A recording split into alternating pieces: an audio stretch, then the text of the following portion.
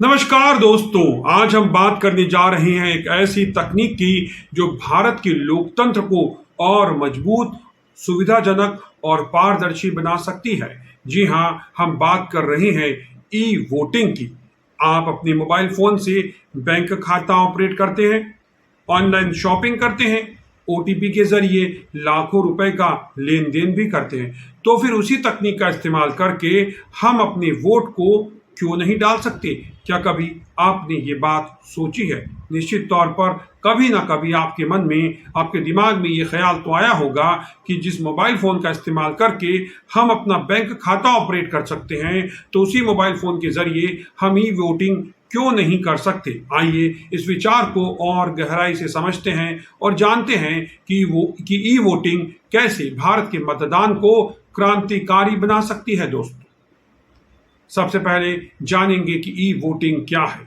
E voting यानी कि electronic voting का मतलब है कि मतदाता अपने मोबाइल फोन, कंप्यूटर या किसी सुरक्षित डिजिटल प्लेटफॉर्म के जरिए वोट डाल सकते हैं। यह वोटिंग का एक आधुनिक तरीका है जो दुनिया के कई देशों जैसे एस्टोनिया, स्विट्जरलैंड और कनाडा के कुछ हिस्सों में पहले से ही इस्तेमाल हो रहा है। भारत में हम पहले से ही ईवीएम यानी कि इलेक्ट्रॉनिक वोटिंग मशीन का इस्तेमाल करते हैं, लेकिन ई वोटिंग इससे भी एक कदम आगे है। ये मतदाताओं को घर बैठे या दुनिया के किसी भी कोने से अपनी वोट डालने की सुविधा देता है दोस्तों। भारत में ई वोटिंग की जरूरत आखिर क्यों है? दोस्तों, भारत दुनिया का सबसे बड़ा लोकतंत्र है और यहाँ 90 करोड़ से ज्यादा पंजीकृत मतदाता हैं और हर चुनाव में लाखों मतदान केंद्र बनाए जाते हैं। लेकिन फिर भी 2019 के लोकसभा चुनाव में केवल 67% यानी 67% मतदान हुआ था। इसका मतलब है कि 33% मतदाता यानी कि करीब 30 करोड़ लोग वोट डालने नहीं गए। और 2024 के जो चुनाव थे उनमें भी यह आंकड़ा लगभग इसी के आसपास था। यानी हमारे देश में करीब 30 से 35% मतदाता हर बार ऐसे होते हैं जो वोट डालने ही नहीं जाते। कई बार तो यह आंकड़ा 40 और 45% तक पहुंच जाता है। लंबी कतारें और समय की कमी, लोग घंटों लाइन में खड़े रहने से बचना चाहते हैं। इसके अलावा दूरस्थ इलाके जैसे पहाड़ी इलाके हों, ग्रामीण इलाके हों, नक्सल प्रभावित क्षेत्र हों, वहां पर मतदान केंद्रों तक पहुंचना है बहुत मुश्किल हो जाता है मतदाताओं के लिए।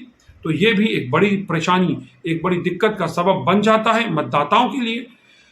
दोस्तों, कई मतदाता ऐसे भी होते हैं जो प्रवासी होते हैं, जो लोग अपने गृह राज्य से दूर रहते हैं। जैसे बिहार से कई लोग दिल्ली में नौकरी करने आते हैं, यूपी से कई लोग नॉर्थ ईस्ट में नौकरी करने जाते हैं, नॉर्थ ईस्ट से कई लोग पढ़ाई करने के लिए दिल्ली और यूपी के शहरों का रुख करते हैं। तो कई नौकरी पेशा लोग और छात्र होते हैं जो अक्सर वोट डाल ही नहीं पाते। कई विकलांग और बुजुर्ग भी होते हैं जो शारीरिक अक्षमता या उम्र के कारण मतदान केंद्रों तक पहुंच ही नहीं पाते। दोस्तों, ई वोटिंग इन सभी समस्याओं का समाधान दे सकती है। एक सुरक्षित मोबाइल ऐप या वेबसाइट के जरिए कोई भी मतदाता, चाहे वो मुंबई में हो, न्यूयॉर्क में हो या हिमाचल के किसी गांव में, आसानी से वोट डाल सकता है। अब ई वोटिंग के फायदे भी जान लीजिए। अगर ई वोटिंग होती है देश में, भारत में ई वोटिंग को अपनाया जाता है, तो इससे वोट प्रतिशत में बढ़ोतरी होगी।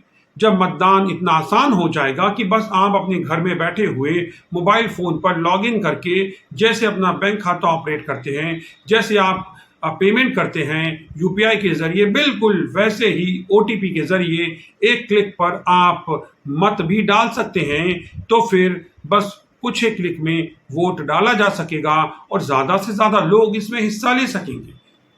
जैसे कि एस्टोनिया में होता है। 2005 से ई वोटिंग शुरू हुई और वहां 44% से ज्यादा मतदाता अब ऑनलाइन वोटिंग का इस्तेमाल करते हैं।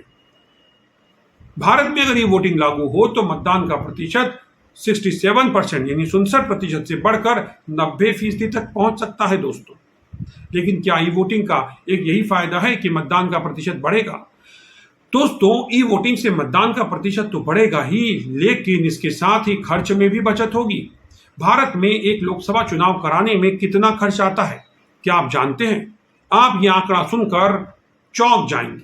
भारत में एक लोकसभा चुनाव कराने में करीब 8 से 10 हजार करोड़ रुपए का खर्च होता है दोस्तों। जी हां, 8 से 10 हजार करोड़ रुपया।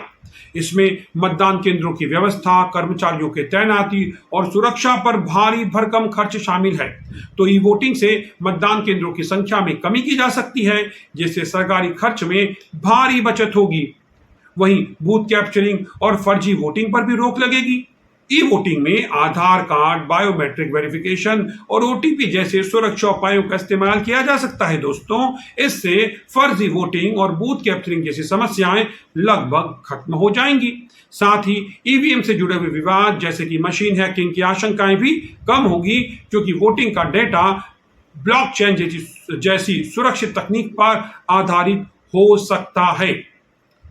इसके और भी फायदे हैं।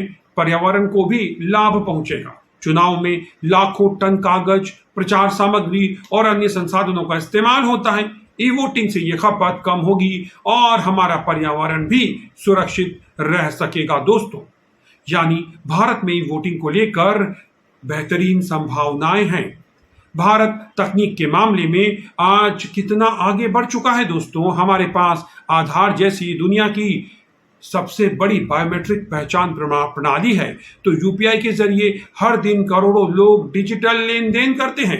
डिजिटल इंडिया के तहत 5G और इंटरनेट की पहुंच गांव गांव तक हो रही है। अगर हम अपने बैंक खाते को सुरक्षित रख सकते हैं तो वोटिंग को भी उतना ही सुरक्षित बनाया जा सकता है दोस्तों। हाल ही में 2023 में निर्वाचन आयोग ने रिमोट वोटिंग की संभावना पर चर्चा शुरू की थी। उन्होंने रिमोट वोटिंग मशीन यानी आरवीएम का प्रस्ताव रखा, जो प्रवासी मतदाताओं को उनके गृह क्षेत्र से बाहर वोट डालने की सुविधा देगा।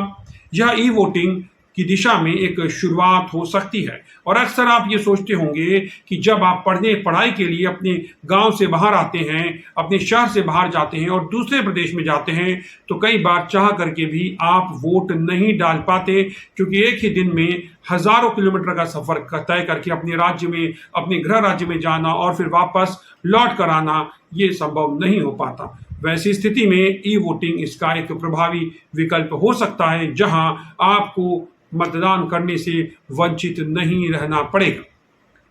दोस्तों, ई वोटिंग की दिशा में अब एक शुरुआत जो है वो हो रही है, और अगर इसे मोबाइल ऐप के साथ जोड़ा जाए तो ये और भी अधिक प्रभावी होगा। और बीते दिनों बिहार से ये खबर आई कि बिहार में जो है ई वोटिंग का परीक्षण किया भी गया है एक नगर पालिका के चुनाव में, जो इस ई वोटिंग की दिशा में एक अच्छा प्रयास माना जा सकता है। दोस्तों, ई वोटिंग का जो रास्ता है उसमें कुछ चुनौतियां भी हैं। वो चुनौतियां क्या हैं वो जान लेना भी जरूरी हो जाता है। ई वोटिंग को लागू करना उतना आसान भी नहीं है। कुछ चुनौतियां हैं जिनका समाधान जरूरी है। सबसे बड़ी चिंता है कि क्या ऑनलाइन वोटिंग सिस्टम को हैक किया जा सकता है। इसका जवाब है कि ब्लॉकचेन और एंड टू एंड इंक्रिप्शन जैसी तकनीकों से वोटिंग को पूरी तरह से सुरक्षित किया जाए। एस्टोनिया में ब्लॉकचेन का इस्तेमाल करके यह सुनिश्चित किया जाता है कि वोटर का वोट गोपनीय रहे और उसे किसी भी स्थिति में बदला ना जा सके। भारत भी ऐसी तकनीकों को अपना सकता है। इसके अलावा डिजिटल साक्षरता भी एक मुद्दा है। भारत में अभी भी कई लोग हैं जो खासकर ग्रामीण क्षेत्रों में स्मार्टफोन या इंटरनेट का इस्तेमाल नहीं करते हैं, लेकिन डिजिटल इंडिया के तहत इंटरनेट की जो पहुंच है वो बढ़ रही है। साथ ही सहज जन सेवा केंद्र जैसे सेंटर्स की मदद से ग्रामीण मतदाताओं को ई वोटिंग की सुविधा दी जा सकती है। इसके अलावा विश्वास का निर्माण करना भी एक चुनौती है। कई लोग नई तकनीक पर भरोसा करने से हिचकते हैं। जैसे अभी ईवीएम को लेकर बवाल हो रहा है, तो क्या आने वाले समय में ई वोटिंग को लेकर के भी इसी तरह बवाल होगा? और पॉलिटिकल पार्टियां जैसे कांग्रेस अभी ईवीएम को लेकर सवाल उठा रही है, तो वैसे ही क्या तमाम पॉलिटिकल पार्टियां ई वोटिंग को लेकर के भी सवाल उठाएंगी? इसके लिए निर्वाचन आयोग को पायलट प्रोजेक्ट शुरू करने होंगे। जैसे कि पहले स्थानीय निकाय चुनावों में ई वोटिंग का प्रयोग किया जाए, साथ ही लोगों को जागरूक करने के लिए अभियान चलाए जाए। दुनिया से सीख भी हमें ले लेनी चाहिए। दोस्तों, दुनिया के कई देशों ने ई वोटिंग को सफलतापूर्वक लागू किया है। एस्टोनिया इसका सबसे बड़ा उदाहरण है, जहां पर 2005 से ई वोटिंग शुरू हुई और अब 50% से ज्यादा वोट ऑनलाइन डाले जाते हैं। यहां मतदाता अपने डिजिटल आईडी कार्ड के जरिए वोट करते हैं और सिस्टम इतना सुरक्षित है कि आज तक कोई बड़ा साइबर हमला नहीं हो सका है। तो भारत भी ऐसी तकनीकों को सीख कर अपने सिस्टम को मजबूत क्यों नहीं बना सकता। दोस्तों, लोकतंत्र को और मजबूत करने का समय अब आ गया है। भारत का लोकतंत्र दुनिया के लिए एक बड़ी मिसाल है, लेकिन अगर हम इसे और समावेशी, सुविधाजनक और पारदर्शी बनाना चाहते हैं तो ई वोटिंग एक जरूरी कदम है। दोस्तों, यह न केवल मतदान प्रतिशत बढ़ाएगा बल्कि समय, धन और संसाधनों की बचत करेगा। साथ ही यह हमारे युवा और तकनीक प्रेमी देश को एक नया संदेश देगा कि हमारा लोकतंत्र न केवल सबसे बड़ा है बल्कि सबसे आधुनिक भी है। तो आइए इस विचार को समर्थन दें, निर्वाचन आयोग और सरकार से मांग करें कि ई वोटिंग पर गंभीरता से काम शुरू हो, क्योंकि हर वोट मायने रखता है और हर मतदाता की आवाज सुनी जानी चाहिए, चाहे वो अपने प्रदेश में हो या प्रदेश से बाहर काम या पढ़ाई के सिलसिले में दूर हो।